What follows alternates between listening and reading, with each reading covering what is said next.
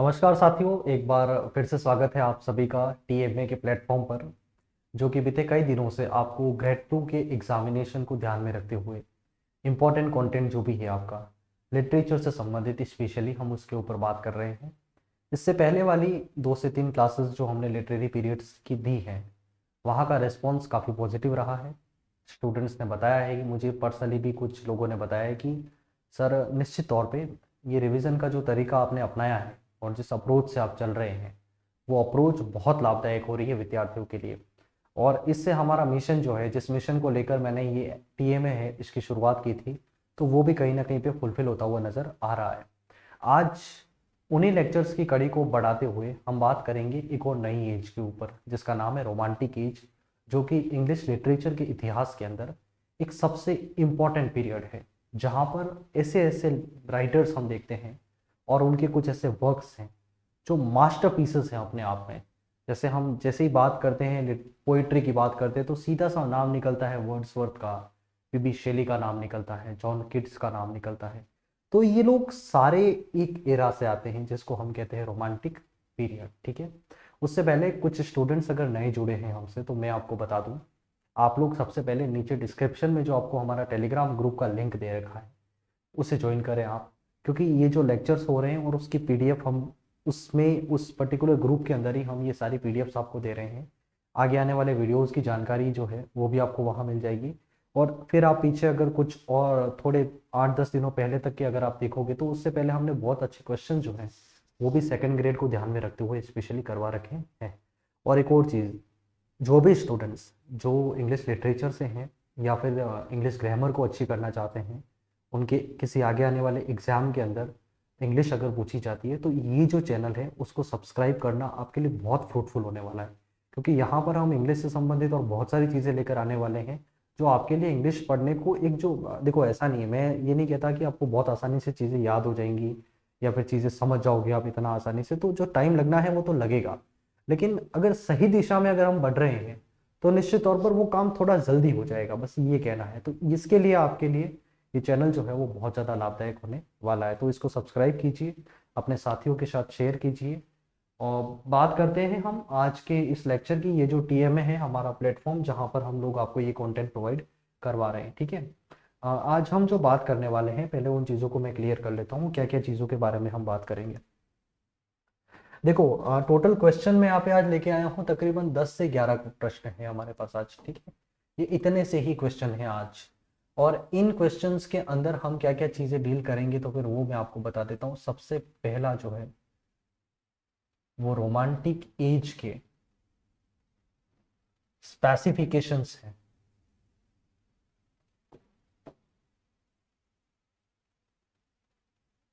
इनकी बात करेंगे हम, रोमांटिक एज के स्पेसिफिकेशन। सेकंड हम बात करेंगे उनके रिप्रेजेंटेटिव ऑथर्स की।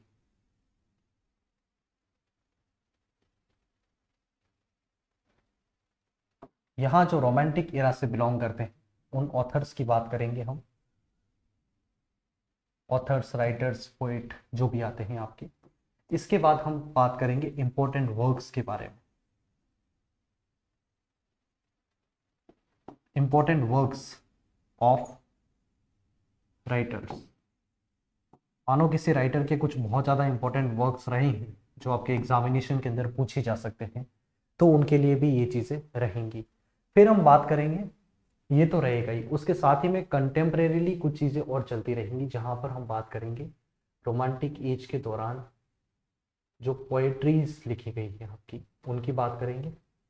सेकंड हम बात करेंगे यहाँ पे नॉवेल्स का किस तरीके का दौर रहा।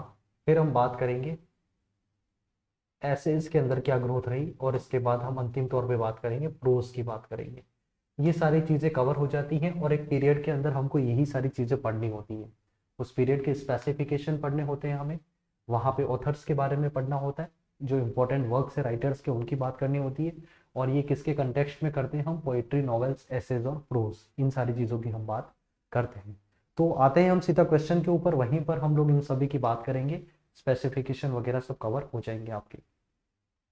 ये आपके सामने फर्स्ट क्वेश्चन है। इस क्वेश्चन के अंदर हम लोग बात करेंगे स्पेसिफिकेशन के बारे में कि रोमांटिक एरा के क्या क्या विशेषताएं रही हैं उस पर्टिकुलर एज की, जहां पर हम मतलब ऐसा क्या रीजन रहा जो इस रोमांटिक एज को लाया आखिरकार। देखिए एक बात बता दूं मैं, ये जो नाम दिख रहा है आपको रोमांटिक एज, इसके अंदर रोमांस जैसी कोई भी चीज नहीं है। ये रोमांटिक एज जो है वो अपने आप में कुछ और ही चीज है जिसको हम यहाँ पर देखेंगे। कई बार होता है जो कुछ साथी हैं हमारे जो कहते हैं कि सर आपने पूरा रोमांटिक एज जो है वो बता दिया हमें, इसमें रोमांस तो कहीं दिखा ही नहीं हमें। तो वो दिखेगा भी नहीं आपको, ठीक है, क्योंकि रोमांस जैसी चीज इस एरा में नहीं है। यहाँ पर इसके मीनिंग्स कुछ और ही हैं। ये बहुत सारे अलग अलग फीचर्स से बन के रोमांटिक एज अपना बनता है। पहली यहाँ पर जो क्वेश्चन आपको दे रखा है इसको पढ़िए थोड़ा ध्यान से। लिखा हुआ है रीड द फॉलोइंग फीचर्स। यहाँ कुछ फीचर्स दे रखे हैं आपको about romantic as. Romantic as के बारे में कुछ फीचर्स दे रखे हैं and answer the question using the code below. ये आपके सामने कुछ कोड्स हैं, इनको देखते हुए हमको आंसर निकालना है। आते हैं हम यहाँ पे, सबसे पहला फीचर क्या बता रखा है हमें, हमें बता रखा है कि it was a movement against Victorian age. गलत हो गया ये। क्यों हो गया गलत? क्योंकि भाई जो रोमांटिक एज चला है उसके बाद आया है विक्टोरियन एज, तो जो एज इसको फॉलो कर रही है उसके अगेंस्ट ये कैसे हो सकता है भाई? अगर किसी के रिस्पॉन्स में अगर आएगा तो उसी के रिस्पॉन्स में आ गया ना जो पहले घटित हो चुका है। भाई प्रश्न का ही तो उत्तर होता है ना, है ना? तो यहां पर न्यो क्लासिकल एज के विरोध में ये आया था, तो ये गलत हो जाता है, ठीक है। It did not came again, it did not come against the Victorian age, it came against the neoclassical age.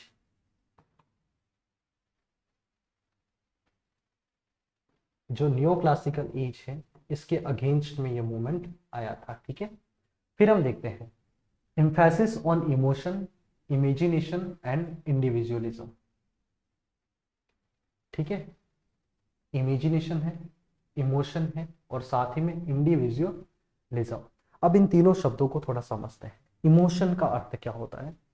देखिए इससे पहले के जो राइटर्स थे, क्योंकि आप अगर मुझे कोई पूछे भाई रोमांटिक एरा को पढ़ने की सबसे अच्छी अप्रोच क्या होगी, तो निश्चित तौर पर मेरा जवाब होगा पहले न्यू क्लासिकल एरा को अच्छे से पढ़ लीजिए, और वहां जो जो चीजें आप पढ़ेंगे उससे काफी विपरीत चीजें जो है वो आपको यहाँ पर देखने को मिलेगी।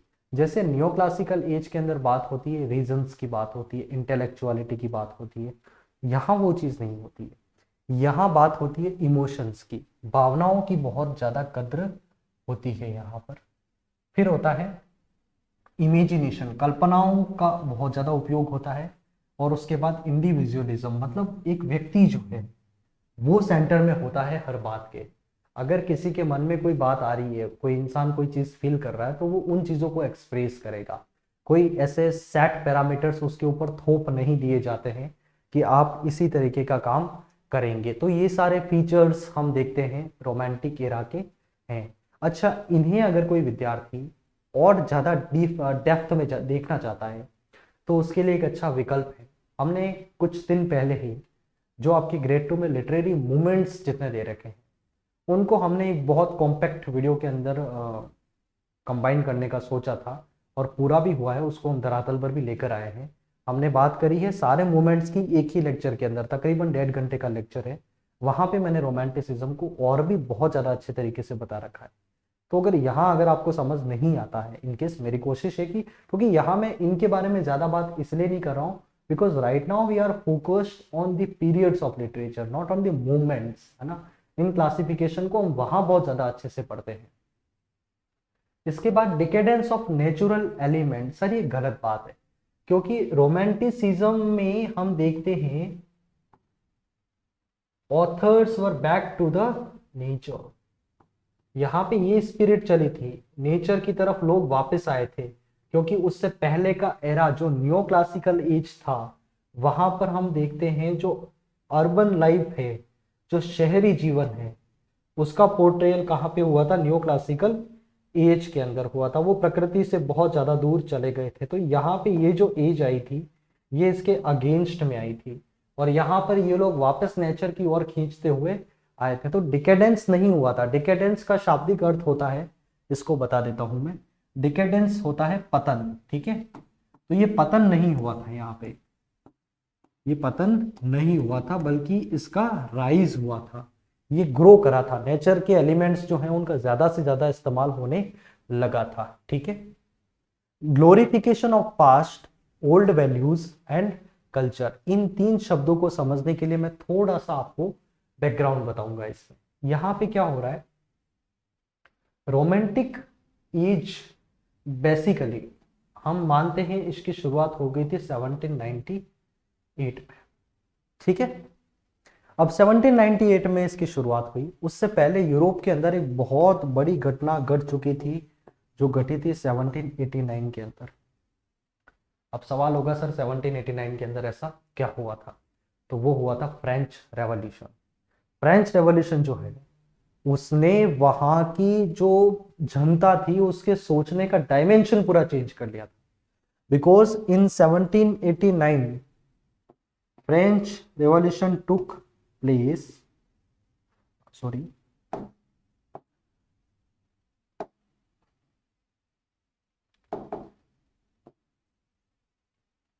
French revolution. अब इसके अंदर क्या हुआ था, यहां पर तीन बातें निकल के आई थी। एक तो निकल के आया था फ्रीडम,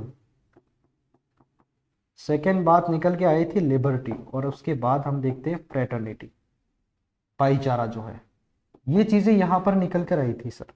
लोग फ्री होना पसंद कर रहे थे, लोग लिबर्टी जो है उसको एंजॉय करना चाह रहे थे। ये फ्रेंच रिवॉल्यूशन जो है वो एक इंसान की फ्रीडम को बहुत ज्यादा महत्व देता है, और उन्हीं के कुछ फंडामेंटल्स के ऊपर ये पूरी घटना हुई थी। तो यहां पर क्या चीज हो रहा है सर, ओल्ड वैल्यूज कल्चर इससे प्रभावित होके, क्योंकि जैसे हम बात कर रहे हैं न्यू क्लासिकल एज के दौरान की राइटर्स के लिए कुछ ऐसे पैरामीटर्स थे जिसके अंदर बंध के वो राइटर लिखता था। वहां के सब्जेक्ट जो है वो कुछ पर्टिकुलर एरा तक, या फिर हम ये कह सकते हैं जो हमारा अर्बन एरिया है वहां तक कन्फाइंड थे। वो बहुत ज्यादा ऐसा उनकी रीच वास्ट नहीं थी। ठीक है, और वो लिटरेचर जो कंट्री साइड का था, मतलब गांवों का लिटरेचर जो था, उसको इतना ज्यादा महत्व दिया नहीं जा रहा था। लेकिन यहाँ पे आने के बाद चीजें हुई अलग हुई। जो ओल्ड चल रहा था पहले पुराना, मतलब न्यू क्लासिकल एज से पहले की जो बात थी, एलिजाबेथन एज, जहां पर हमने विलियम शेक्सपियर को देखा, जहां पर हमने मिल्टन को देखा, वो लोग जो है बहुत फ्री होके अपनी बात जो है वो लिखते थे। तो इन्हीं चीजों के ऊपर इनका वापस ओल्ड वैल्यूज जो है वहां पर ये लोग जाते हैं, उस कल्चर की तरफ ये जाते हैं। ग्लोरिफिकेशन ऑफ पास्ट, मतलब इसको समझना, रोमांटिक राइटर्स पास्ट को एक सुनहरा अवसर मानते हैं कि वहां से कोई चीज सीखी जा सकती है, और वहीं पर इनकी अप्रोच फ्यूचर को लेके होती है, that they see a ray of hope in the future. Future के अंदर उनको आशा की एक किरण नजर आती है। तो ये पास्ट को भी ग्लोरीफाई करते हैं और फ्यूचर को एज अ होप देखते हैं। तो ये बात ठीक है, मतलब ओल्ड वैल्यूज की तरफ भी ये लोग जाना चाहते थे, और कल्चर, और एक और ओल्ड वैल्यूज में ही आप इसको इंक्लूड कर सकते हैं। ये जो समय था इस पर्टिकुलर एरा के अंदर ही एक और घटना यहाँ पे अपने चरम स्पर्श पर थी। ठीक है, इसको देखना, इंडस्ट्रियल रेवोल्यूशन। ठीक है, इसको समझना, फैक्ट्रीज बहुत ज्यादा लग गई थी वहां पर। इसके बाद दो तरीके की क्लास बन चुकी थी। एक तो थे वहां पे लेबर्स, और दूसरे थे मास्टर्स। आप ये कह सकते हो, इन लेबर्स को आप कह सकते हो पुअर, और इनको आप कह सकते हो रीच। मशीन्स ने आके, इंडस्ट्रीज ने आके बहुत हद तक आप ये कह सकते हो कि जो पुअर क्लास था, poor strata of the society था, उनको बेरोजगारी की तरफ धकेला था। उनकी वैल्यूज कम हुई थी, और बड़ी बड़ी फैक्ट्रीज थी वहां पर, लाखों हजारों की संख्या में एक साथ लेबर काम करते थे, और उनको उतना अच्छा पे आउट भी उन चीजों का नहीं होता था। उनकी स्थितियां दिन ब दिन खराब होती जा रही थी। तो आईआर जो है, इंडस्ट्रियल रेवोल्यूशन जो है, उसने एक नेगेटिव इम्पैक्ट उस समय के समाज के ऊपर डाला था। और इस वजह से हम ये पाते हैं कि कुछ हद तक, जैसे हम एक छोटा एग्जाम्पल देखते हैं कि चार्ल्स लैम का नाम आपने जरूर सुना होगा। चार्ल्स लैम का एक ऐसे है द चिमनी स्वीपर्स, वहां पर हम देखते हैं कि कुछ छोटे छोटे बच्चे हैं। चिमनी का मतलब जो बड़ी बड़ी फैक्ट्रीज होती है, जहाँ पे वो स्मोक आउट के लिए कुछ व्यवस्थाएं होती है, चिमनियाँ लगाई जाती है बड़ी बड़ी, फिर उन चिमनी को साफ करने के लिए कुछ बच्चे अपॉइंट किए जाते थे। और उन बच्चे जो हैं वहां पर उस पूरे पोल्यूशन भरे माहौल के अंदर अपना बचपन एक तरीके से वो खो चुके थे, ठीक है, वो उसमें लग चुके थे। सो रोमांटिक राइटर्स जो हैं वो उन सारी चीज़ों को पसंद नहीं किया करते थे। ये सारी चीज़ें भी निकल के आ रही थी, ठीक है। तो आई थिंक बहुत ज़्यादा हमने इसके बैकग्राउंड की बात कर ली है। ये जो स्टेटमेंट है, चलिए हम थोड़ा और इसको आगे पढ़ लेते हैं। रिटर्न टू नेचर, लोग वापस अब नेचर की तरफ आने लगे थे। सब्जेक्टिविटी बढ़ने लगी थी। फ्रीडम को ये लोग सपोर्ट करते थे। स्कैपिज्म का अर्थ होता है किसी एक जगह से निकल के चले जाना सर। अगर आपको वो इतना सारा हार्श रियलिटी जो है वो पसंद नहीं आती है, तो आप वहां से निकल के किसी और जगह पे चल जाते हैं, ठीक है।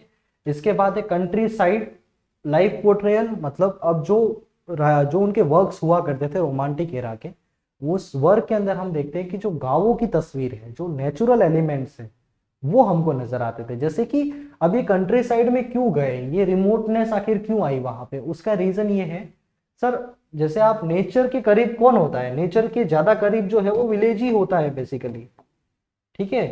क्योंकि यहाँ पर ही तो नदियां, झरने, पहाड़, पेड़ पौधे, ये सब यहीं पे तो देखने को मिलेंगे आपको। सिटी के अंदर तो इतनी सारी ये चीजें नजर नहीं आती हैं हमें, इसलिए ये लोग वहां पे गए, क्योंकि नेचर के बहुत ज्यादा क्लोज होता है village. Subjectivity, freedom, escapism, country side life portrayal और रिमोटनेस। रिमोटनेस का मतलब जैसे मानो ये कोई सिटी है, तो यहाँ से कोई दूर जाके यहाँ पे लिख रहा है, तो ये उससे सिटी से थोड़ा रिमोट हो गया, दूर हो गया, ठीक है। ये सारी चीजें हो जाती है, तो ये बिल्कुल इसके फीचर्स थे, ठीक है।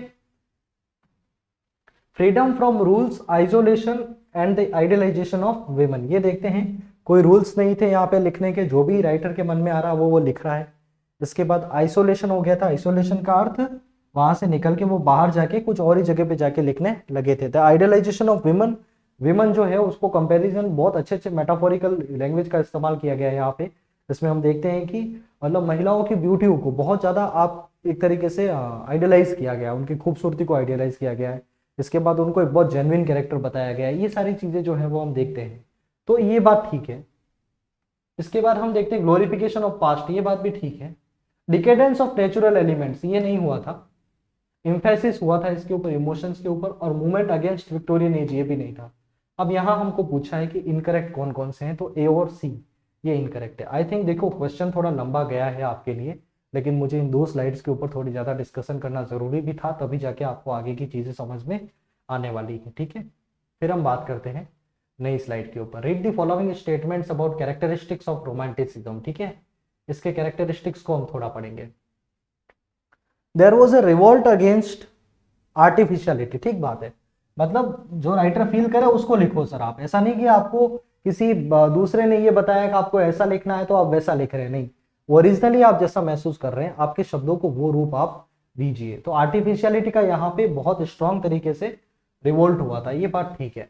Hellenism was observed in poetry, ठीक बात है। हेलेनिज्म जो है, हेलेनिज्म मतलब जो ग्रीक आर्ट होता है, उसको थोड़ा सा ऑब्जर्व किया गया था इस दौरान जो पोएट्री लिखी उसके अंदर।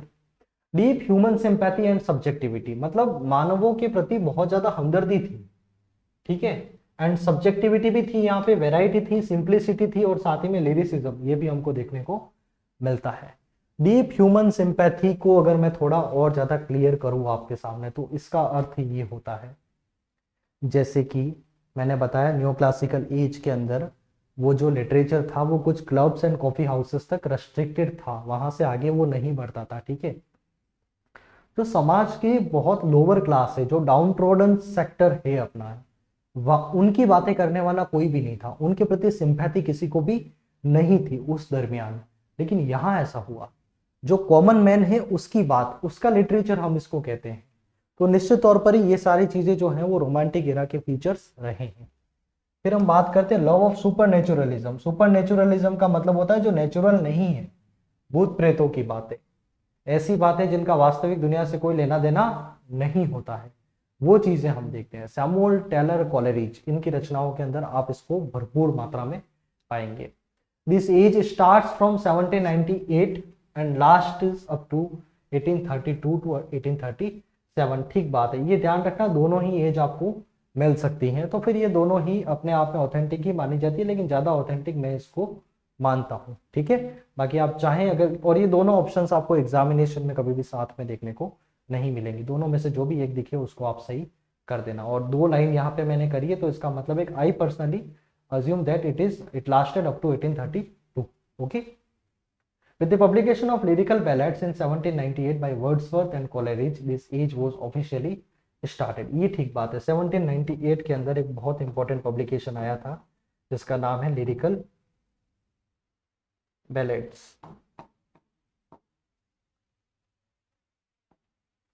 ये लिखा था वर्ड्सवर्थ एंड कोलेरिज, इन दोनों ने अपने कोलेबरेशन में ये वर्क लिखा था, तो ये बात ठीक है, और यहीं से इसकी ऑफिशियली स्टार्टेड इसको माना जाता है। तो यहाँ ये जो स्टेटमेंट्स दे रखे हैं इनमें हमको पूछा है करेक्ट कौन से हैं, तो सारे के सारे स्टेटमेंट जो हैं वो करेक्ट है, ABCDEF। आगे बढ़ते हैं।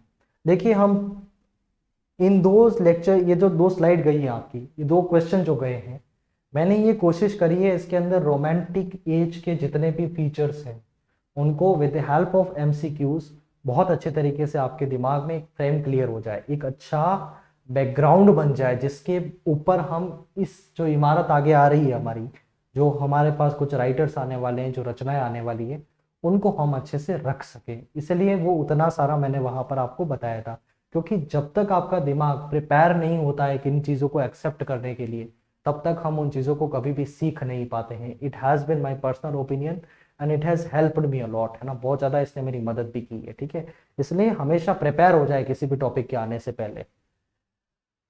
जैसे आपने सुना भी होगा साइकोलॉजी में लॉ ऑफ रेडीनेस, जिसको थॉर्नडाइक अपनी ओर से बताते हैं। ठीक है, which of the following is incorrect about romantic poetry. अब देखो हम आगे हैं रोमांटिक पोएट्री के ऊपर। ठीक है, जैसा हमने बात करी थी, हम पोएट्री की बात करेंगे, नॉवेल्स की बात करेंगे, प्रोज की बात करेंगे, हम एसेज की बात करेंगे। उसमें पहली सीढ़ी जो है वो हमारी आती है पोएट्री की। इसके बारे में कुछ चीजें बता रखी हैं हमें, कोशिश करते हैं इसको समझने की। William Wordsworth, H T. Coleridge, Robert Southey, sir Walter Scott, lord Byron, P B. Shelley, John Keats were some major figures among romantic poets. ठीक बात है, ये सारे के सारे रोमांटिक पोएट्स हैं और बहुत बड़े नाम हैं पोएट्री के वर्ल्ड में। Reason was common feature of romantic poetry. जी नहीं, हम इस रीजन को न्यू क्लासिकल एज के अंदर ही छोड़कर आ चुके थे। यहाँ पर हम इमोशन की बात कर रहे हैं, यहाँ पर हम इमेजिनेशन की बात कर रहे हैं। रीजन बेसिकली किसका फीचर था? न्यू क्लासिकल एज का। ठीक है, ये फीचर इसका था। जो रोमांटिक एज है उसका फीचर था इमोशन एंड इमेजिनेशन। ठीक है, इसको याद रखें। Poetry of romantic as was somewhat influenced by French revolution. देखो उतना बैकग्राउंड बनाने का ये बेनिफिट मिलता है हमको कि हम इसको बहुत आसानी से समझ सकते हैं कि ये जो पोएट्री है वो फ्रेंच रिवॉल्यूशन से इंस्पायर्ड थी। Coleridge has been called great dreamer of dreams. ये बात बिल्कुल ठीक है, ग्रेट ड्रीमर ऑफ ड्रीम्स किसको कहा गया है? तो कोलेरिज को। किसको? Great dreamer of dreams. ठीक है, ये उपाधि है कोलेरिज की, इसको याद रखें आप लोग। अब देखना, इन सारे स्टेटमेंट्स को पढ़ते हैं और यहीं पे इनको याद करने की कोशिश करते हैं। सबसे इंपॉर्टेंट राइटर हैं विलियम वर्ड्सवर्थ एंड एच.टी. कोलेरिज। देखो आप बहुत ज्यादा डिटेल्स में जाने से पहले ये जरूर तय कर लें कि आपके बेसिक्स बहुत अच्छे हो चुके हैं। पहले आपको ये जानना है कि कौन से राइटर कौन से इरा से बिलोंग करते हैं, इसके बाद हमको जानना है कि उनकी रचनाएं कौन कौन सी है। आप ऐसा नहीं कि जॉन कीट्स के बारे में सब कुछ पढ़ के गए, उनकी सारी रचनाएं, सारी ओड्स आप याद करके गए, और वहां एग्जामिनेशन हॉल के अंदर सीधा क्वेश्चन पूछा गया, from which era John Keats belong to, ये प्रश्न आ गया, और वहां पर आप न्यू क्लासिकल एज करके आ गए। तो ये चीजें ना करें, पहले आप ये देखें कि कोई ऑथर जो है वो कौन से एरा से बिलोंग करता है, सबसे पहला काम ये होता है। तो वर्ड्सवर्थ एंड कोलेरिज, इनको तो हम जानते हैं लिरिकल बैलेड से, 1798 में पब्लिकेशन हुआ इसका, और तभी से रोमांटिक एरा की शुरुआत मानी जाती है। तो ये दोनों तो बिल्कुल ठीक है रोमांटिक एरा के। इसके बाद हम बात करते हैं रॉबर्ट साउदी की। ध्यान रखना, इन्हीं तीनों को साथ में मिला के हम कहते हैं लैक पोएट्स भी कहते हैं, वर्ड्सवर्थ, कोलेरिज और रॉबर्ट साउदी। इसके बाद हम बात करते हैं सर वॉल्टर स्कॉट, ये एक इंपॉर्टेंट नेम है। फिर हम बात करते हैं बायरन की, लॉर्ड बायरन, एंटी रोमांटिक्स कहा जाता है इनको, रोमांटिक पैराडॉक्स, ठीक है। पीबी शेली जो है वो एक बड़ा नाम है, इनको नहीं भूल सकते आप। जॉन किट्स, इनका नाम भी याद रखें। Were some major figures among romantic poets, ये सारे नाम आपको याद रखने। एक बार मेरे साथ आप रिपीट कीजिए, क्या ये नाम आपको याद हो गए हैं या नहीं। सबसे पहला नाम वर्ड्सवर्थ का, second name Coleridge, third name Southey. इन तीनों को जॉइंटली हम क्या बोलते हैं, लैक पोएट्स। फिर हम आगे बढ़ते हैं, सर वॉल्टर स्कॉट का नाम। इसके बाद हमको नाम याद रखना है पीबी शेली का। फिर हमको नाम याद रखना है जॉन कीट्स का। ये सारे इंपॉर्टेंट फिगर्स हैं, इंपॉर्टेंट पोएट हैं रोमांटिक पोएट्री के। फिर हमने देखा ये जो पोएट्री है वो फ्रेंच रिवॉल्यूशन से बहुत ज़्यादा इन्फ्लुएंस थी, ये बात हमको याद रहे। इसके बाद हमने ग्रेट ड्रीमर ऑफ ड्रीम्स किसको कहा गया है, तो फिर एसटी कोलेरिज को। उसका रीजन क्या है, आप ये कह सकते हो कि सुपर नेचुरल एलिमेंट्स का सबसे पहले लिटरेचर के अंदर बहुत बढ़िया तरीके से इस्तेमाल करने वाले आदमी जो थे वो थे एसटी कोलेरिज। सुपर नेचुरल मतलब जो भूत प्रेतों वाली बातें होती है, जो स्वर्ग और नरक की बातें होती है, जो आफ्टर लाइफ की बातें होती है, ये सारी चीजें है ना, वो बातें लेकर आए थे एसटी कोलेरिज। अब सोचिए अगर एक इंसान कहीं पर ऐसा कोई अपनी रचना लिख रहा है जहां पे भूतों की बात हो रही है, ये सारी बातें अगर वहां हो रही है, सो यू जस्ट थिंक कि उस इंसान का लेवल ऑफ इमेजिनेशन क्या होना होगा उस समय, जब जाके वो उतना कुछ सोच पाया होगा। तो इतना ड्रीमर था, ड्रीमर ऑफ ड्रीम्स, इसलिए इनको बहुत बड़ा सपने देखने वाला इंसान बताया गया है, ठीक है। तो थोड़ा ये उनसे लिंक करेंगे आप तो एसटी कोलेरिज के बारे में इतनी जानकारी आपको याद रह जाएगी। तो हमको पूछा था सर इसके अंदर से इनकरेक्ट जो है वो कौन सा है, तो इसका आंसर आपका हो जाएगा ये रीजन जो है वो उसका कॉमन फीचर नहीं था, बाकी ये फीचर थे इसके। चलिए आगे बढ़ते हैं यहां से, पढ़िए अगले क्वेश्चन को एक बार।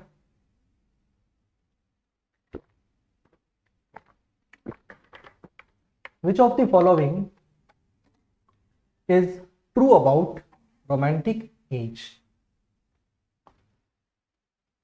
सच क्या है उसकी खोज करते हैं हम। आप इन क्वेश्चन को तो देख ही पा रहे हैं ना, देखिए इसके अंदर सबसे बड़ी चीज ये है, आप मेरे एफर्ट को अगर समझने की कोशिश करेंगे, जैसे कुछ स्टूडेंट्स, मैं आपको क्लियरली बता देता हूं और ना मैं बहुत ज्यादा इस बात की परवाह करता हूं, ऐसे आप लोग आके बोलते हैं सर इसमें सारी जानकारी नहीं आई है। भाई साहब 1 घंटे के अंदर आपको सारी जानकारी कभी कवर नहीं हो सकती, ठीक है, पहली बात तो ये। दूसरी बात ये, हम कोशिश ये करते हैं कि आपका वो कंटेंट जो एग्जाम पॉइंट ऑफ व्यू से इंपॉर्टेंट है, मैं इस बात का दावा करता हूं कि आप नहीं कर सकते सर, इन सारे जो रचनाकार हैं उनकी सारी रचनाओं के नाम याद करने में आपको बहुत लंबा समय निकल जाएगा, क्योंकि अकेला यही टॉपिक नहीं है आपके आगे, आपको ग्रामर भी पढ़ना है, आपको इंडियन राइटर्स भी पढ़ने हैं, सारी रचनाएं कैसे याद करेंगे। जो इंपॉर्टेंट है वो मैं लेकर आया हूँ, ठीक है। और कहीं पर जैसे कि कल भी मैंने ये देखा था कि स्पेलिंग मिस्टेक कहीं पर हो जाती है, स्पेलिंग मिस्टेक होना वो एक टाइपिंग की मिस्टेक होती है, ठीक है। आप उन जैसी छोटी छोटी चीजों को इतना ज्यादा कंसिडर कर जाएंगे, इसका मतलब है आप मेन कंटेंट से थोड़ा सा भटक रहे हैं। आप क्या मेन काम आप किसके लिए कर रहे हैं, जो चीज लेकर आए हैं कहीं पर है, जैसे कि मानो कहीं फादर अगर गलत लिखा गया है क्या, जैसे कि एक स्पेलिंग है, फादर की स्पेलिंग अगर कहीं पे गलत लिखी गई है तो उसको बहुत ज्यादा माइंड करने की जरूरत नहीं है, because you already know that spelling, आप उस स्पेलिंग को बहुत अच्छे से जानते हैं, ठीक है। तो इन छोटी छोटी चीजों को माइंड करके ये इस तरीके की चीजें ना ही करें तो ज्यादा बेहतर है। कहीं पर छोटा मोटा करेक्शन हो रहा है तो वो अपनी ओर से आप कर सकते हैं, ये आपसे थोड़ी रिक्वेस्ट है, इसका ध्यान रखें आप लोग, ठीक है। It started from 1750 with publication of lyrical ballads, ये स्टेटमेंट है तो सर गलत है, ये सरासर गलत है, क्योंकि ये जो लिरिकल बैलेड है उसका पब्लिकेशन हुआ था 1798 के अंदर, ध्यान रखें इस बात को, बहुत इंपॉर्टेंट है। Robert Southey, William Wordsworth and S T Coleridge are called lake poets. बिल्कुल, ये मैंने अभी थोड़ी देर पहले आपको बताई है। लैक पोएट्स किन किन को कहा जाता है? तो रॉबर्ट साउथी, विलियम वर्ड्सवर्थ, और उसके साथ में आ जाते हैं एस टी कोलरिज। इन तीनों का नाम याद रखें। जेन ऑस्टिन, ये बात ठीक थी, wrote some of her major works। ये देखिए जैसे ये हो गया, ठीक है, तो ये टाइपिंग मिस्टेक है, इसको आप बहुत ज्यादा माइंड ना करें, ठीक है, ये वर्क्स हो जाएगा यहाँ पे। Works in pre romantic era, यहाँ पे बताया हमको कि जेन ऑस्टिन ने अपने ज्यादातर वर्क्स जो हैं वो प्री रोमांटिक एरा में लिखे, तो नहीं सर, प्री रोमांटिक एरा के अंदर इन्होंने नहीं लिखे थे। प्री रोमांटिक राइटर को तो हम बहुत अच्छे से जानते हैं, उनको पढ़ के आए हम आगे, जैसे हम टॉमस ग्रे की बात करते हैं, हम विलियम कॉलिंस की बात करते हैं, हम विलियम ब्लैक की बात करते हैं, हम ओलिवर गोल्डस्मिथ की बात करते हैं, ये सारे प्री रोमांटिक्स हैं। उसके अंदर हमने कहीं पे जेन ऑस्टिन का नाम नहीं देखा है। तो आप अगर उनको जानना चाहते हैं प्री रोमांटिक्स को अच्छे से, तो एक बार प्रीवियस वीडियो पे जरूर जाए, जहां पर हमने प्री रोमांटिक्स को बहुत अच्छे से समझा रखा है, ठीक है।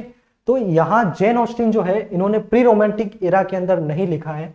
जेन ऑस्टिन ने अपने जो वर्क्स लिखे हैं वो लिखे हैं रोमांटिक एरा के अंदर, not in the pre romantic era, ठीक है, ये ध्यान रखें। Wordsworth is called harbinger of nature, high priest of nature, worshipper of nature, ये तीनों की तीनों उपाधियां इनकी हैं। हार्बिंजर ऑफ नेचर भी कहा जाता है इनको, हाई प्रीस्ट ऑफ नेचर भी कहा जाता है इनको, और वर्शिपर ऑफ नेचर, नेचर का सबसे बड़ा पुजारी था ये, ठीक है। इनकी ज्यादातर रचनाओं के अंदर हम देखते हैं नेचर को जिस तरीके से इन्होंने आध्यात्मिक रूप दिया है वो काबिल तारीफ है, और इतना बढ़िया तरीके से कीन ऑब्जर्वेशन नेचर का कर पाना जो वर्ड्सवर्थ ने किया है। जैसे आप डैफोडिल्स आपने जरूर पढ़ी होगी, आपके ग्रेजुएशन में आपके आती है, तो वहां पर भी आप उस कविता को पढ़े, तो क्या नेचर को उन्होंने एक ऐसी इमेज दी है, बिल्कुल जैसे सब कुछ तुम्हारे सामने घटित हो रहा है, उनके अंदर जान डाल दी है, बहुत अच्छे अच्छे पर्सोनिफिकेशन का इस्तेमाल किया गया है, ठीक है। फिर आप देखें नेचर के अंदर ही हम एक पीबी शैली को भी देखते हैं कि पीबी शैली जो है वो उनकी एक रचना है वेस्ट विंड, उसके अंदर वो बात करते हैं, वेस्ट विंड को बोलते हैं कि तुम मुझे यहां से ले जाओ, जैसे ओड है, ode to the west wind, उसको बात करते हुए बता रहे तुम यहां से मुझे ले जाओ, मुझे ऐसा लग रहा है जैसे मैं कहीं कांटों के ताज के ऊपर यहाँ पर बैठा हुआ हूँ, या फिर मैं कांटों के ऊपर सोया हुआ हूँ, मुझे यहाँ पे ब्लीड कर रहा हूँ, मेरे खून निकल रहे हैं क्या यहाँ पर पड़े पड़े, मतलब इतना वो इस दुनिया से थक चुके हैं, हार चुके हैं क्या, है ना।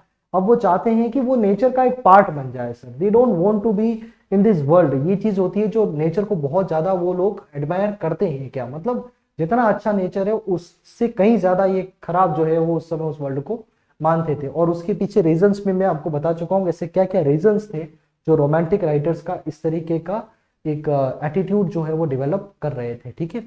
तो ये बात ध्यान रखें आप, high priest of nature, harbinger का मतलब होता है अग्रदूत, क्या होता है इसको ध्यान रखें, अग्रदूत इसको हम कहते हैं, ठीक है, हार्बिंजर को।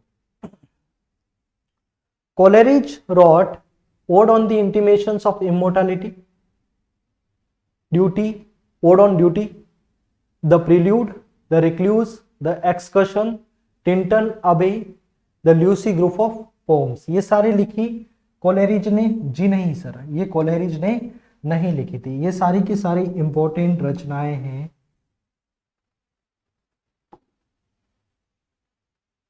वर्ड्सवर्थ की, ठीक है, याद रखें। Ode on the intimations of immortality important, second ode to duty, ये भी याद रखें, the prelude, the recluse, the excursion, Tintern Abbey, the Lucy group of forms, ये सारी की सारी रचनाएं। एक बार मैं आपको समय देता हूं 10 सेकेंड का, इनको अच्छे से पढ़े और इनको याद भी करें। इनके साथ एक और रचना को भी आप याद कर लें जो यहाँ पे मैं एडिशनली लिख रहा हूँ, इसका नाम है the solitary reaper, the solitary reaper, इसको भी याद कर लें। ये सारी की सारी रचनाएं जो है वो वर्ड्सवर्थ की आपके लिए, ठीक है। अच्छा स्टेटमेंट तो गलत हो गया, ये कोलेरिज ने नहीं लिखा था, ये लिखी थी सारी की सारी वर्ड्सवर्थ ने। फिर हमने देखा कि वर्ड्सवर्थ को ये सारा कहा जाता है, तो ये बात भी ठीक है। हमको पूछा गया है कि इनमें से करेक्ट कौन कौन से हैं, निकाल लेते हैं। बी करेक्ट है, डी करेक्ट है, दो ही करेक्ट है, तो बी और डी, ठीक है। ये हो गया। 5 सेकंड का समय देता हूँ, एक बार और इन रचनाओं को पढ़ ले, अच्छे से याद हो जाएगा सब कुछ।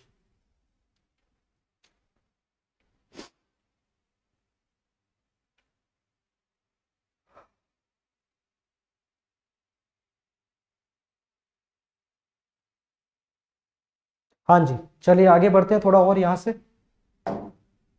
Next, which of the following is true about romantic as. Romantic as के बारे में ट्रू क्या है, ठीक है, सही बात क्या बोल रखी है, इसको पढ़ने की कोशिश करते हैं और इसका अर्थ निकालते हैं। Lady of the lake, the lady of the last minstrel, sir Walter Scott, ये दोनों रचनाएं जो हैं, ये वॉल्टर स्कॉट की है, तो बिल्कुल ठीक बात है, ये दोनों ही रचनाएं वॉल्टर स्कॉट की है, लेडी ऑफ द लेक और the lady of last minstrel. इसके बाद Thalaba, the curse of Kehama, Madoc and Roderick, life of Nelson, ये सारी की सारी रचनाएं रॉबर्ट साउदी की है, ठीक बात है, रॉबर्ट साउदी की ये सारी की सारी इंपॉर्टेंट आपको वर्क्स याद रखने हैं। Religious musings, ode to the departing year, the ancient mariner, Kubla Khan, Christabel, the dejection, in frost at midnight और डेस्टिनी ऑफ नेशंस, ये सारी की सारी रचनाएं बताया गया है जॉन किट्स की है। जी नहीं, ये रचनाएं जॉन किट्स की नहीं है, ये रचनाएं हैं एस.टी. कोलेरिज की, ठीक है। इसके बाद है the excursion, the prelude, yew trees, resolution and independence, ये सारी की सारी रचना वर्ड्सवर्थ की है, तो ठीक बात है। तो हमने देखा पहला स्टेटमेंट ठीक है, दूसरा ठीक है, सी गलत है और डी जो है वो राइट है। Which of the following are incorrect, तो इसमें से सी ओनली जो है वो आपका आंसर हो जाएगा। चलिए मैं यहाँ पे रुकूंगा नहीं, आपको इनको याद रखना है जब भी आप ये वीडियो देखें। सो आई रिक्वेस्ट यू कि आप 10-15 सेकंड के लिए एक पोज लें और इनको मेरे बताने के बाद एक बार फिर से इसकी रीडिंग करें। ये बहुत ज़्यादा ज़रूरी है, कोई मजाक वाला काम नहीं है, आपको ये रचनाएं याद करनी है अगर आपको एग्जाम के अंदर अच्छा स्कोर करना है। ऐसा नहीं कि सिर्फ पढ़ के और चले गए, कोई आपका दिमाग इतना भी ज़्यादा मैं नहीं मानता हूँ कि एक बार में ही पढ़ते ही सारी इन्फॉर्मेशन कैद कर लेता है। थोड़ा समय दीजिए, जितने अच्छा रिविजन होगा ना आपका, उतनी अच्छी आपकी तैयारी स्ट्रांग होती जाएगी, ठीक है। नेक्स्ट बात करते हैं हम, विच of the following is true about romantic as. Romantic as के बारे में ट्रू क्या है निकालते हैं, ठीक है। P B Shelley is famous for his work Endymion, Isabella, the eve of Agnes, ये जैसे इवन नहीं है, ईव है, ठीक है। Hyperion, la belle dame sans merci और लामिया, ये सारी रचनाएं हैं पीबी शेली की नहीं है सर, ये रचनाएं हो जाएंगी आपकी जॉन किट्स की, ये सारी रचनाएं जॉन किट्स की। John Keats has written the revolt of Islam, Adonais, the Cenci, ये इंपॉर्टेंट है, the Cenci, ode to the west wind और ode to the skylark, ठीक है। ये सारी रचनाएं हैं जॉन किट्स की, जी नहीं, ये रचनाएं सारी हो जाएंगी पीबी शेली की, ये रचनाएं हो जाएंगी पीबी शेली की। और सेंसी के बारे में ध्यान रखें, ये एक पोएटिक ड्रामा है,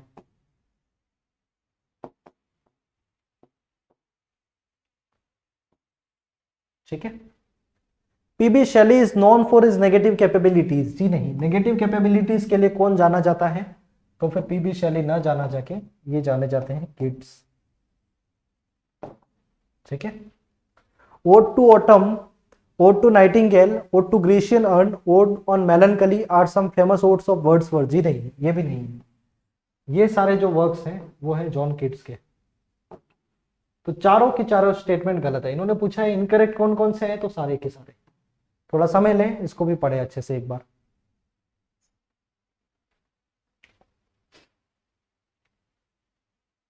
ठीक है, ये थोड़ा सा देख लेना, जैसे ये आप सीधा यहाँ पे इसको किड्स मान के पढ़ ले तो सब ठीक हो जाएगा, यहाँ पे शैली मान के पढ़ ले तो ये सब ठीक है।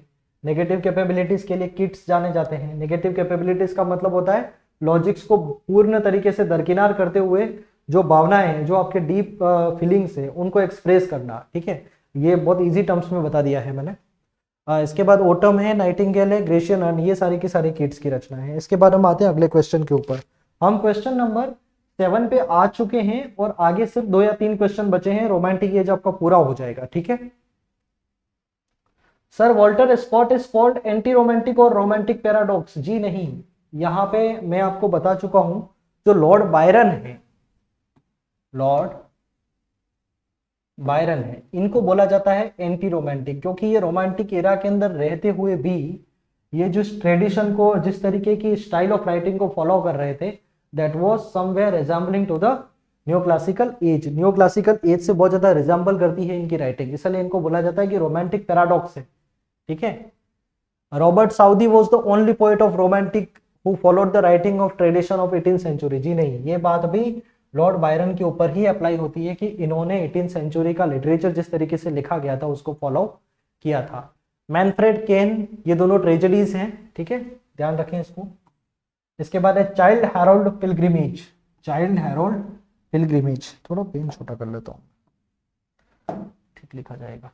इसके बाद English bards and Scottish reviewers, English bards and Scottish reviewers were some famous works of Wordsworth. जी नहीं, ये सारे के सारे वर्क्स जो हैं वो बायरन के ही है। ठीक है।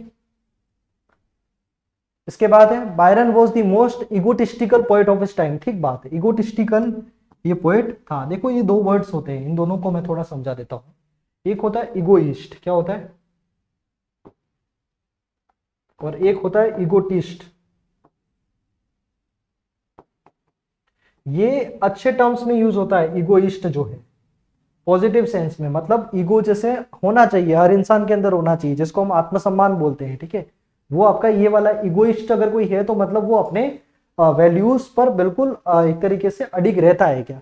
लेकिन ये जो इगोटिस्ट होता है ना, अगर इसके पास कोई क्वालिटी है तो इसके डींगे हाँकता है क्या, ये बहुत सारी चीजें उसके बारे में बताता है, अपन ये न अपन वो न अपन ये सारी बातें जो है वो कौन करता है, इगोटिस्ट इंसान करता है। तो ये इगोटिस्ट था बिल्कुल लॉर्ड बायरन, तो ये बात ठीक है। अब इसमें हमको देखना है कि इनकरेक्ट कौन कौन से हैं, तो डी करेक्ट है, तो फिर ए बी और सी जो है वो क्या हो जाएंगे, इनकरेक्ट हो जाएंगे। ठीक है, चलिए थोड़ा समय ले सकते हैं आप इन सारी रचनाओं को याद करने के लिए।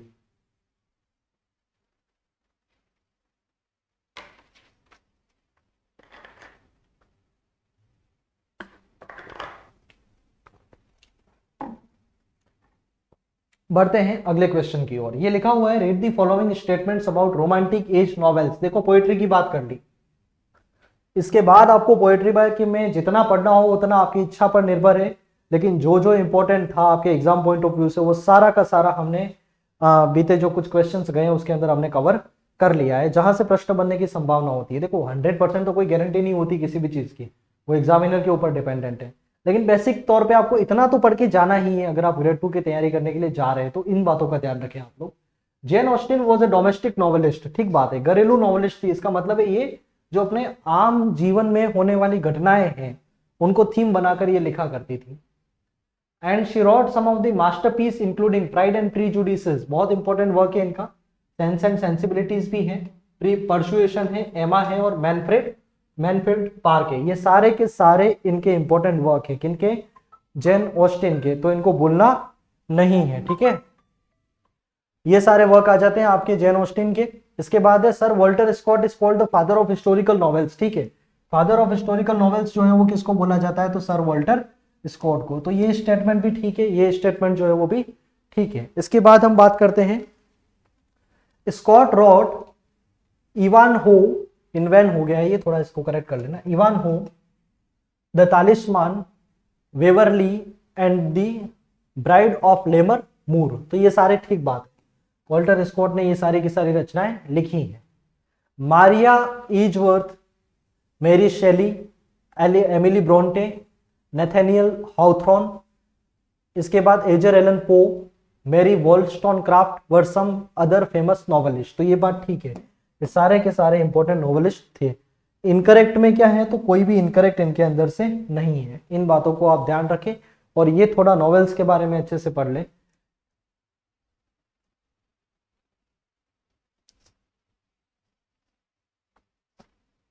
चलिए आगे बढ़ते हैं। Read the following statements about essay writing of romantic age. ठीक है, Charles Lamb, William Hazlitt, Thomas De Quincey and Bacon were some of the greatest writers of romantic age. ठीक बात है, इन्होंने लिखा था। एसेस में बहुत अच्छी इनकी कमांड थी। चार्ल्स लैम की बात करें हम, चाहे विलियम हेजलिट की बात करें, और चाहे हम थॉमस डी क्विंसी की बात करें और बेकन की बात करें, थोड़ा समय मुझे परमिट नहीं करे, बाकी विलियम हेजलिट के कैरेक्टर के बारे में कुछ चीज़ें मैं ज़रूर बताने की इच्छा रखता, लेकिन ठीक है चलिए, मैं समय में थोड़ा सा बंधा हुआ हूँ कि मुझे 1 घंटे के अंदर ये सारी चीज़ें कवर करनी हो, टाइम भी काफ़ी हो चुका है, ठीक है। बाकी बहुत इंपॉर्टेंट कैरेक्टर है विलियम हेजलिट, कभी इनकी ज़िंदगी के बारे में पढ़ोगे तो बड़ा बड़ा मजा आएगा आपको, ठीक है। अब चार्ल्स लैम को हम बोलते हैं the prince of English essays, उनको क्या बोलते हैं ये याद रखें, the prince of English essay, the prince of English essays, ये बोला जाता है चार्ल्स लैम को। इसके बाद ये जो एसेज लिखते थे वो एलिया के नाम से लिखते थे, और इनके एसेज के अंदर ऑटोबायोग्राफिकल टच है, ठीक है, ये बात ध्यान रखें। इनके जो एसेज हैं वो पर्सनल इन ट्रीटमेंट है। वहीं पर हम बात करें बेकन के एसेज की बात करें तो फिर वो इम्पर्सनल है, ठीक है। बेकन जो है वो उनके पर्सनल की जो एसेज है उनकी टोन रहती है थोड़ी सी इम्पर्सनल, मतलब जनरल बातें वो करते हैं, ठीक है। इसके बाद हम बात करते हैं Hazlitt wrote essays of Elia and last essays, तो गलत बात होगी, एलिया के एसेज जो है वो तो किसके होंगे, चार्ल्स लैम के होंगे, ये बात गलत है। The table talk, the spirit of the age, farewell to the essay writing, the Indian juggler, sketches and essay are some major works of Charles Lamb, जी नहीं गलत है, ये सारे के सारे वर्क्स है विलियम हेजलिट के, ठीक है, विलियम हेजलिट के वर्क्स हैं ये सारे। Confessions of an English opium eater, The Mocking at the Gate in Macbeth, Murder Considered as a Fine Art are some major works of Thomas D. Quincy, ठीक बात है, ये सारे के सारे स्टेटमेंट ठीक है। Confessions of an English opium eater, The Mocking at the Gate in Macbeth, Murder Considered as a Fine Art are some major work of Thomas D. Quincy, तो ये ठीक है, डी वाला ठीक है, ये गलत है सी वाला, और बी वाला भी गलत है क्योंकि ये लिखे थे चार्ल्स लैम ने, और ये वाला हमने देख लिया। तो फिर यहाँ पे हमको पूछा गया है कि इनकरेक्ट कौन कौन से, तो बी वाला इनकरेक्ट है, और एक मिनट, सी तो सही था, इनकरेक्ट एक तो सी है और एक बी है, ठीक है, एक मिनट इसको देख लेते हैं हमने। चार्ल्स लैम, विलियम हेजलिट, तो ये पहला स्टेटमेंट ठीक था, दूसरा गलत है, तीसरा जो है वो भी गलत है, और चौथा क्या है, ये ठीक था, ये सही था। हमको पूछा गया कि इनकरेक्ट कौन से, तो बी और सी इनकरेक्ट है, तो यहाँ ऑप्शन में नहीं है, इसको आप यहाँ पे बी और सी कर दे, ठीक है, इसको थोड़ा करेक्ट कर ले और फिर आपको ये आंसर हो जाएगा, ठीक है, ये ध्यान रखें। आगे बढ़ते हैं, ये लास्ट स्लाइड है आज की शायद अपनी, इसके बाद रोमांटिक एज जो है वो आपका कंप्लीट हो जाएगा। Consider the following facts about romantic as, यहाँ पे रोमांटिक एज के बारे में कुछ फैक्ट्स हैं। Robert Burns is considered as the pioneer of romantic age, ठीक बात है, रॉबर्ट बर्न्स जो है उनको पायनियर कहा जाता है रोमांटिक एज का, ठीक है, इस मूवमेंट को लेके आने में इनका बहुत बड़ा रोल रहा था। ही रॉट ओल्ड लैंग साइन, ये इनका वर्क है रॉबर्ट बर्न्स का। इसके बाद टेम ओ शेंटर, ये भी इनका वर्क है 1791 में और 1788 में, ये अपने बेसिकली आपके प्री रोमांटिक्स में ही काउंट कर सकते हैं हम इनको। The solitary reaper is one of the earliest works of Burns, तो गलत बात है, सोलिटरी रीपर जो है वो किसका अर्लीस्ट वर्क है, वर्ड्सवर्थ का है, मैंने अभी थोड़ी देर पहले आपको बताया था, ठीक है। यहां मैं और लिख लेता हूं, सोलिटरी रीपर जो है ये वर्क है वर्ड्सवर्थ का, ठीक है। Don Juan is a famous satire written by Lord Byron, ठीक बात है, ये लॉर्ड बायरन ने डॉन जुआन लिखा था। इसके बाद Gothic fiction was a product of romantic as, जैसे ही मैंने ये बात लिख दी है तो आपको समझ जाना है कि जो आपके मूवमेंट्स के अंदर गोथिक लिटरेचर मैंने पढ़ा रखा है उसके अंदर जो भी इंपॉर्टेंट राइटर्स हैं, जैसे हमने बात करी थी होरेस वॉलपोली की बात करी थी, मैरी शेली की बात करी थी, तो इन सबको आपको वहां पढ़ लेना, वहां मैंने रचनाओं के भी नाम लिखवा दिए और क्या क्या चीजें थी इनके अंदर, तो इसलिए मैं बहुत ज्यादा इसको भी डिस्कस नहीं करूंगा। तो गोथिक नॉवेल जो है वो तकरीबन इसी समय का प्रोडक्शन रहा है। तो यहां हम देखें, हमको पूछा गया है कि इनकरेक्ट कौन कौन से हैं, तो हमने देखा कि एक तो इनकरेक्ट है बी, ठीक है, नहीं बी तो ठीक था, सी इनकरेक्ट था, है ना, और डी भी ठीक था, ई भी ठीक था, तो सी ओनली, ठीक है, चलो ये आपका आंसर हो जाएगा, ठीक है। सो आई होप सो साथियों कि ये लेक्चर आपको बहुत अच्छे तरीके से समझ में आया होगा। मैंने कोशिश करी है कि रोमांटिक एज को आपको एक इस तरीके से पेश किया जाए। ये बहुत नई अप्रोच है जिस अप्रोच से हम चल रहे हैं, क्योंकि हमारे एक एक क्वेश्चन के अंदर 8 से 10 जानकारियां इंक्लूड होती हैं और इसके पीछे एक लंबे एफर्ट्स होते हैं, तब जाके एक क्वेश्चन आपके सामने इस रूप में आ पाते हैं। सोचिए 10 क्वेश्चन से रोमांटिक एज आप इतना अच्छा रिवाइज हो जाए आपका अंतिम समय के अंदर, ये कभी आपने भी नहीं सोचा होगा कि सर इतना अच्छे तरीके से हम इतने कम समय के अंदर कर सकते हैं। तो अगर आपको हमारे एफर्ट्स अच्छे लगते हैं, आपको लगता है कि ये क्लासेस आपके लिए हेल्पफुल हैं, तो आपके साथियों के साथ जरूर शेयर करें, जिससे हमारा मनोबल जो है वो बना रहेगा और हम आगे आपके लिए कुछ अच्छा कंटेंट जो है वो लेकर आते रहेंगे। तो धन्यवाद आज की क्लास को इतना तल्लीनता से सुनने के लिए। फिर से मिलते हैं एक नए लेक्चर के साथ, जहां पर हम बात करेंगे विक्टोरियन एज की। तो खूब खूब धन्यवाद आपका।